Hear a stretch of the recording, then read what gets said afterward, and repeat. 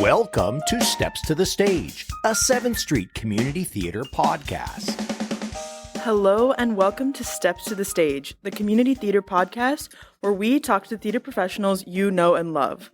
I am Marley Lane, one of the hosts on Steps to the Stage, and today we have a very special presentation of the Three on the Edge Festival, featuring Breathing Corpses, Savage in Limbo, and Bending the Spoon. So we're starting off with Breathing Corpses, and I have a nice little set of people involved. So we have the director and some actors. So if I just have you introduce yourselves. Hi, my name's John Nisbet. I play Jim. Hi, my name is Amanda Flanagan, and I play Amy.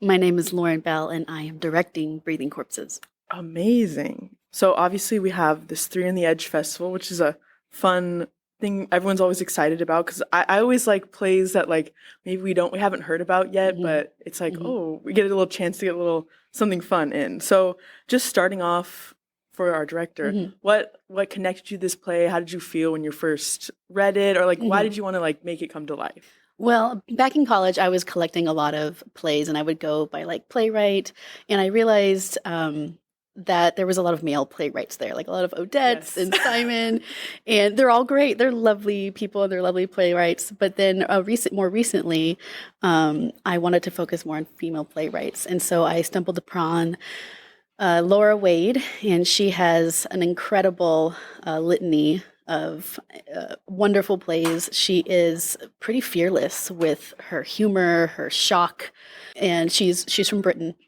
So everybody here has a British accent. Love it. In the play. Yes. And I stumbled upon one of her like collections, and Breathing Corpses was part of it. And I really couldn't believe what I was reading. And I thought, has anybody else done this? I haven't seen this over here on the West Coast a whole lot. It was interesting. And it's very much an actor's play. Every actor here has a really nice, chunky role. Like they have some sort of heavy lifting to do, which is so nice. And I'm an actor first and a director second. So reading it, I was just like, wow, I would love to do this play. I would love to direct it. I'd love to be involved in some way. It's very enticing. And it's also very interesting because it has a backwards timeline. So very cool. It's a bit of a puzzle piece about death. So we start off with the two actors that are with me today. It starts off with a hotel maid discovering a body inside of a hotel room. And then the next scene, we go backwards in time to where that body, who is Jim, is alive. And we start to piece together this puzzle. Amazing. And then on the actor's point of view, it's such like an interesting plot we're dealing with and such, interesting characters. So how did you feel when you first read it? And then how do you kind of feel like, okay, how do we feel now? From the beginning of the process to the end. Oh man, I would say I read with one of the other castmates, and we were freaking out. It was insane. Every single scene, it was like new information. You're slowly just getting this realization of something, and it's horrifying. It's wholesome in some ways, and honestly, it's just I felt all the stages of grief in a way. Wow, it's very strange. Cool. Yeah, it's really interesting because there's this play is about death. There are corpses in it in the title. And so it's really about how those deaths can like affect people. And as an actor, it's really interesting to play that kind of internal stuff where, you haven't had an accident where you're outwardly disfigured or injured, but really inside this is having a huge impact on you and changing your life. Wow. Yeah. It's interesting because it's about how death affects us and how encountering it, how it affects us in deep, but also kind of absurd ways. All of the characters who encounter a dead person react in a very absurd way. For example, Amanda plays Amy, the hotel maid, and she begins talking to the corpse as if it's alive, because that's just how she needs to cope with it, right? So there is actually a lot of humor in this. It sounds it's a heavy subject matter, clearly, but there is, because death is upon us. It's everywhere. It's a part of our lives since the dawn of time. We haven't gotten used to it yet. We really haven't. Yeah, it feels kind of like a British mystery TV show where you have like dark, like crazy, like human concepts, but then you're like, it's a little funny. How is that like kind of taking on like British humor and British sensibilities into like in America with an American audience? Oh yeah, well, it's very dry. Some of the humor is very dry, and it's very layered as they are, and some of it's shocking. Like they push the British humor tends to push some of the Yeah, it goes boundaries right that up we're not to really the edge and a comfortable little with. bit past it. The edge, see, like 3 on me. Oh, you're I onto didn't even something. There we go. And I grew up on Monty Python, so I appreciate that There kind you of go. British Oh, yep. humor and where they would Yep. often go into weird territory. Oh, there you go. Exactly. And I think, yeah, it's almost, it's not quite a Monty Python, but yeah, but that similar, like, just the lengths and the culture of their humor is very much a part of it. We also brought up, we were talking about it. I was like, this kind of reminds me of Fleabag. I love Fleabag. It's very just like Yes. quick comments. The dialogue is very natural, so there's like a lot of stuttering. It's not just like perfect sentences said perfectly, you know? Yeah. So Yeah, it's And- written the way people talk. Right. exactly. Oh, I love that. And what's also really special about this play is each scene is kind of a vignette play. So a lot of these scenes, the characters don't overlap, but they affect each other. So because someone has found a body, and then the next one is how they were affected by that because of some other person, and it just keeps connecting. You have to watch the play to see how everyone gets connected. However, each scene also has kind of a different genre. So like Very interesting. yeah, there's kind of a sitcom-y vibe with Jim's scene with his wife and his employee. And there's a bit of a farcical scene at the very end. It's a surprise, and we don't want to give away any You'll have spoilers. to watch it. There are spoilers for this play. And then there's another scene which is quite violent and ends in a murder. Very raw. Very raw, very violent. So trigger warnings. There is domestic violence and talk of suicide in this production. So something for everyone. Yeah. Absolutely. Yeah, and yeah. So there's at the end of this play, when the curtain is down, well, there is no curtain. When the lights are down, Yes. and the house lights are back up, you will explode in conversation. I love promise that. you. It's a lot I to promise discuss. you, because every time I've ever read this, I've heard people read it in a group. People cannot shut up.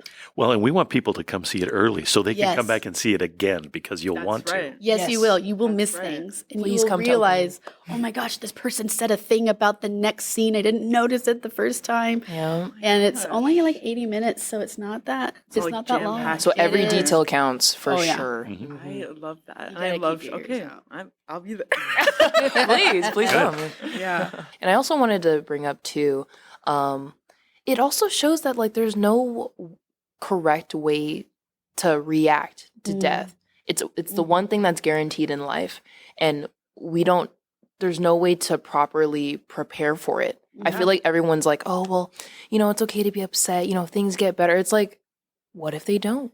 What if your whole life it's just an ever changing way of just coping with this experience, and the way it's just so like the spectrum of emotions coming out in this play has really shown me like, yeah, there really is no right way, and you can't shame yourself. Well, sure, everybody reacts to death differently. Absolutely. That's Yeah. what this really Yeah. kind of showcases. Right. Yeah, it seems like a very like human play. I feel like always when something's about Yes. death, it's like about life, obviously. Yes. Yeah. So I think that's what will really people will attach themselves That's the to. exact Absolutely. word I use to describe this, because of like whenever I tell people there's humor in this, that they kind of tilt their head and I say, well, because that's life and humans are humans. Like we crack jokes at people's memorials because we want to know fun and exciting things about their life. We're not there to just like cry and sob and kind of go for the obvious emotion.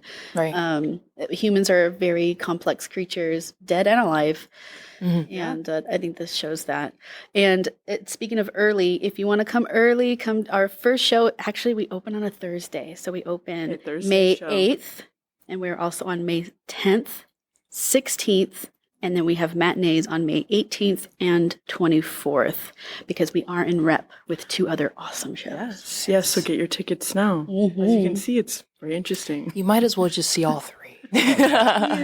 Absolutely. See all Exactly, 3.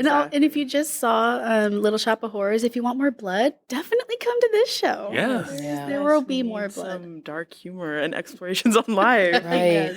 Yes. Okay. Going more on the production side, how's like, what was like your vision, design, like how's that been? And then also I always like to be like, this is an interesting theater because we're such like a small stage. So how's that, the whole production experience been for you? This theater is the perfect theater for Okay, a show amazing. like this. It is truly a black box Yes. show. I've seen, I explored a couple like other productions, and some of them have been very bare bones, just really truly like black boxes as furniture and things like that. So I was willing to go that stripped back as much as possible. And overall, I knew I had to have a really, really good cast. Yes. Like I could not settle. And I didn't. I absolutely could not settle. And I had a few really amazing people show up at auditions, and some of the roles were very hard to cast because I had a lot of contenders. But ultimately, I knew that these people had to be emotionally mature. They also had to be funny. Everybody had to understand. That's a harder skill than you think. It is. Right? It is. You can be a truthful actor, and it's almost easier to be dramatic and to go for that. I think it's harder to add in this really tough humor, which is we don't want it to be slapstick and inappropriate, but we also want it to be real and hit the human heart in a soft and cheerful way. And that every single actor in this has that. They have truth, they have humor, they're all funny. They vibe really well together. And it's been hard during the rehearsal process. We've been so separated, and because of the vignette style of the play. But now that they've been together, they get along so well, and I love all the laughter. So I wanted a good actors, stripped back show. I wanted to focus in on the story and the situations that these humans are in.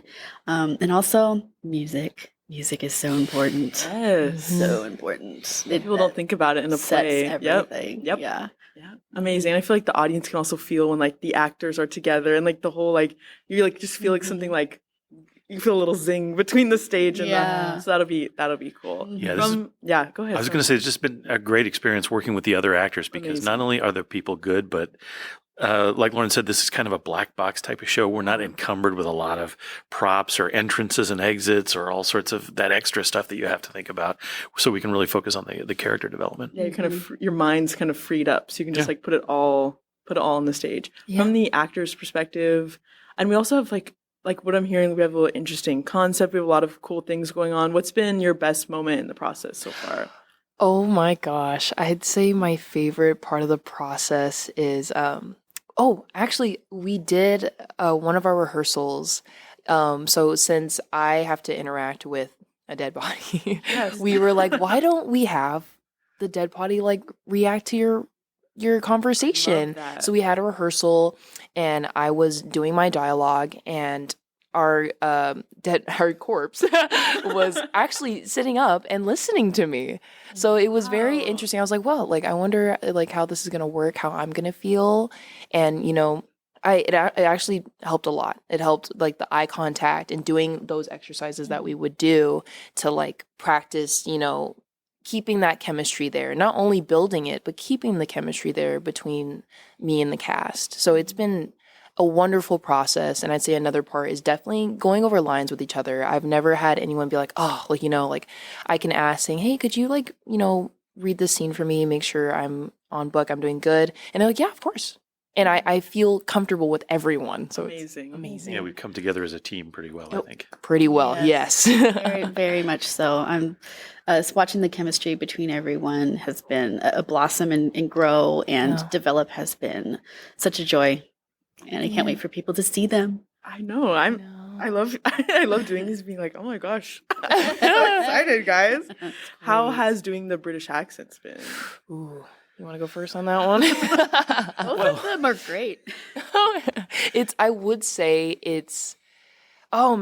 challenging to enunciate.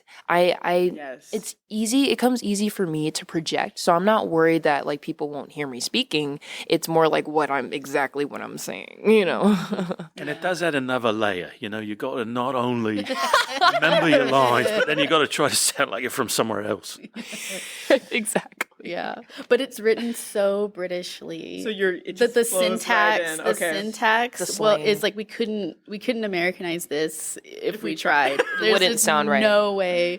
One actor is going to be an expat. We decided, but we actually had to change a couple of the lines because they are written with a very British syntax and they cannot sound correct in an American accent.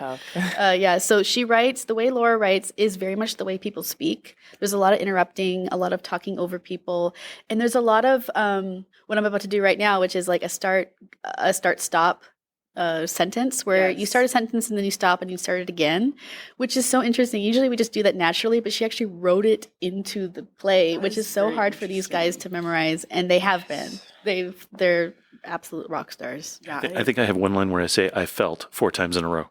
Yeah. Because just that he's trying to get the sentence out. Yeah. I love plays written. It always looks so scary on the page, but then like when you like get into it and you're like, okay, no, it was worth it to like. Yeah, you're like, I've spoken like this before, you know. It's just seeing it and trying to follow something, like consciously follow a script. You're like, it's challenging in your mind, but we do it every single day. Right, because we don't even text that way. Yeah. Right? Yeah, we don't even text the way that we speak. Exactly. Yeah, we text the way we think maybe, but like she literally writes the way people speak sentences. Very impressive.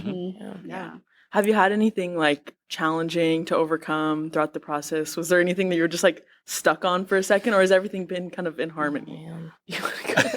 I mean, I think everything has gone really well. What's terrific about working with Lauren is that she will work with the actors. And, you know, she said she's an actress as well. And so very helpful. Yeah, she knows, okay, well, if we can't do it this way, we can do it this way. And, you know, what's going to work best for the dialogue and for the staging and how everybody looks. And so she's also part of the team for sure, that we've all been working together really well. Exactly. I'd say a challenge for me was definitely putting the dialogue and the blocking together. That was definitely like, it just hand-eye coordination. Oh, like, wait, what part are we on? When do I, on this line, I move right here. That's when you start doing this. It's hard, like, rounding it out. That's when I'm like, okay, we have to, like, you know, stay on the path. I know it's frustrating, but we got to keep going. Yeah, and it was nice because we had to kind of come up with tracks for her of where to go because Laura Wade, God bless her, she gives a lot of like directions in some of her plays, but you don't. It's like, for example, one of the directions is Amy is cleaning. And that's about it. Like where is she cleaning? When is she doing this? Like, how involved is she? You know, and that sort of thing. And it's kind of like in and out. So we have to decide on that, which is fine. And that's part of the process. I think some of the challenges have been normal challenges, like deciding to what level are we going to push certain subject matters? You know, how far are we going to push certain humorous moments? How far are we going to push certain dramatic moments? A lot of the reviews I read, if they critiqued the play, I noticed it was a critique of lack of chemistry between certain characters. So I thought, okay, we're going to really, we're going to hone in on that. Or they would they would say, that they missed the humor. And I said, okay, we're not going to miss the humor, but we're also not going to like push it so far that it's unreal, right? It's such a balance. So it's not wacky. Yeah, but it's normal humor you would hear every day. But some of it's shocking. Like every time the play tries to go deep, like it's, for example, Jim/John has a really deep monologue at the end about the effect of finding a dead body had on him. He gets really in there and he talks about the smell and how the smell is stuck in his nose and he can't get it out. And it's so deep and heavy and the audience is going to get drawn in. And then suddenly his wife, played by Christy Papaye, she says, have you tried Vicks?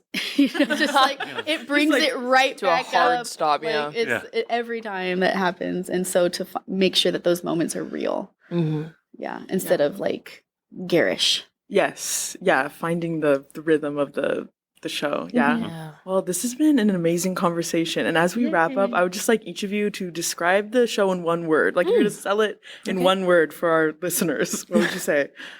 Oh, in one word. Introspective. Love it. Man, I'd say insightful. I love it. We're using a lot of in words. I was like, in. I'm gonna call it absurd.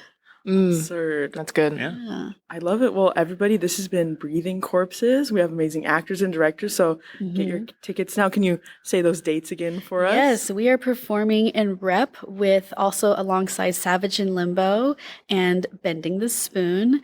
We are Breathing Corpses is performing May 8th, 10th, 16th. We are also performing matinees on May 18th and 24th. Amazing. Thank you so much, Thank guys. you. Enjoy it. Thank you. All right. Hey, thank you. Thanks for listening to Steps to the Stage, a 7th Street Community Theater podcast. Follow us on your favorite podcast platform and leave us a review and a 5-star rating. It really helps. You can also find us on Instagram, Facebook, and YouTube. Special thanks to Chino Community Theater and Chino Community Children's Theater for their generous support. And very special thank you to the listeners. Steps to the Stage was created by Joey Rice and Kirk Lane. Logo created by Marley Lane. Original music by Joey Rice. Your host, Marley Lane. Engineer and producer, Joey Rice. Engineer and executive producer, Kirk Lane.